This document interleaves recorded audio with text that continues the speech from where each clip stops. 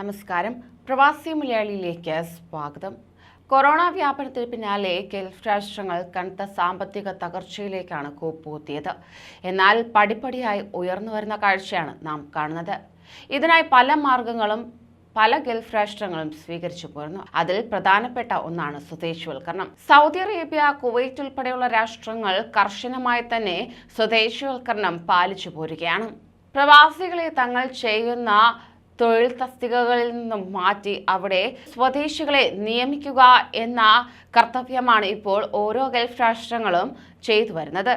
ഇതിൽ മുന്നിൽ നിൽക്കുന്നത് സൗദി അറേബ്യ തന്നെ. ഘട്ടം ഘട്ടങ്ങളായാണ് സൗദി അറേബ്യ സ്വദേശിവൽക്കരണം നടപ്പിലാക്കുന്നത്. ഇപ്പോഴിത് മറ്റൊരു നിർണായക വാർത്ത കൂടി എത്തിയിരിക്കുന്നു. ഇനി വരുന്ന 6 മാസത്തിനുള്ളിൽ പ്രവാസികൾ തങ്ങളുടെ തൊഴിൽ നഷ്ടപ്പെടും. കൂടുതൽ മേഖലകളിൽ സ്വദേശിവൽക്കരണം നടപ്പാക്കാനാണ് പദ്ധതി. കസ്റ്റമർ സർവീസിൽ 100% സൗദിവൽക്കരണം നടപ്പാക്കുന്നതാണ്.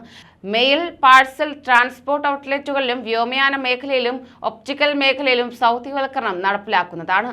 അതോടൊപ്പം തന്നെ human resource and social development മന്ത്രി നേരത്തെ പുറപ്പെടുവിച്ച തീരുമാനങ്ങൾക്ക് അനുസൃതമായാണ് ഇത്തരത്തിൽ നിയമങ്ങൾ കൊണ്ടുവന്നിരിക്കുന്നത്. നവീകരിച്ച നിദാഖത്ത് സൗദിവൽക്കരണ പരിപാടിയുടെ ശക്തമായ നടപ്പാക്കൽ സ്വകാര്യ മേഖലയിലെ ജീവനക്കാരുടെ തൊഴിൽ സ്ഥിരത കൂടുതൽ ഉറപ്പിക്കുന്നതിന് സഹായകമാകുമെന്ന് മന്ത്രാലയ വൃത്തങ്ങൾ ഒന്നടങ്കം വ്യക്തമാക്കി.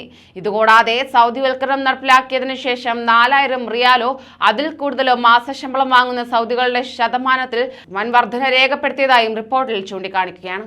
ഉപഭോക്തൃ സേവനത്തിനായി പ്രവർത്തിക്കുന്ന സ്ഥാപനങ്ങളിലെ തൊഴിലുകളിൽ 100% സൗദിവൽക്കരണം നടപ്പിലാക്കുന്നതാണ്. ഈ വർഷം ഡിസംബർ 17 മുതൽ പ്രാബല്യത്തിൽ വരുന്നതായിരിക്കും.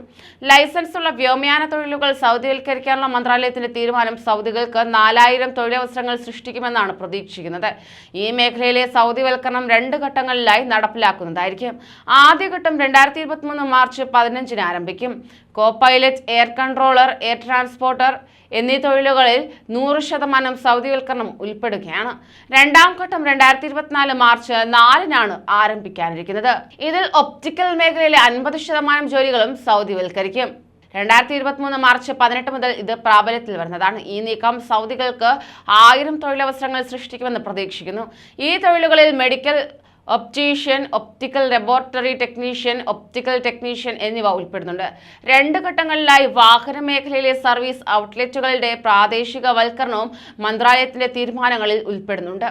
ആദ്യഘട്ടത്തിൽ 50%, രണ്ടാം ഘട്ടത്തിൽ 100% സൗദിവൽക്കരണം നടപ്പിലാക്കും. 2022 ഡിസംബർ 17 മുതൽ മെയിൽ, പാഴ്സൽ, ഗതാഗത മേഖലയിലെ സേവനങ്ങൾ നൽകുന്ന ഔട്ട്ലെറ്റുകളിൽ സൗദിവൽക്കരണം നടപ്പിലാക്കുന്നതോടെ 7000-ലധികം തൊഴിലവസരങ്ങൾ സൃഷ്ടിക്കപ്പെടുമെന്ന് പ്രതീക്ഷിക്കുന്നു. എന്നാൽ ഈ 7000-ലധികം അവസരങ്ങൾ തങ്ങളുടെ സ്വദേശികൾക്ക് നൽകാനാണ് സൗദിയുടെ തീരുമാനം. ഫസ്റ്റ് ലെവൽ സീനിയർ മാനേജ്മെന്റ് തസ്തികകൾക്ക് 60%, രണ്ടാം ലെവൽ സീനിയർ മാനേജ്മെന്റ് തസ്തികകൾക്ക് 70% സൗദിവൽക്കരണം നടപ്പിലാക്കുക. ഇത്തരത്തിൽ സൗദിവൽക്കരണ തീരുമാനത്തിൽ സുരക്ഷാ ഉപകരണങ്ങളുടെ വിൽപ്പന കേന്ദ്രങ്ങളും ഉൾപ്പെടുന്നുണ്ട്. സൗദി തൊഴിലാളികൾക്കും തൊഴിലന്വേഷകർക്കും സ്വകാര്യ മേഖലയിലൂടെ ആകർഷണം വർദ്ധിപ്പിക്കുക, തൊഴിൽ വിപണിയിലെ കാര്യക്ഷമത വർദ്ധിപ്പിക്കുക എന്നിവയാണ് പുതുക്കിയ നിദാഖത്ത് സൗദിവൽക്കരണ പരിപാടി നടപ്പാക്കുമ്പോൾ മുൻഗണന നൽകുന്നതെന്ന് മന്ത്രാലയ വൃത്തങ്ങൾ ഒന്നടങ്കം അറിയിക്കുകയുണ്ടായി. കൂടുതൽ പ്രവാസി വാർത്തകൾക്കായി ഈ ചാനൽ സബ്സ്ക്രൈബ് ചെയ്യൂ.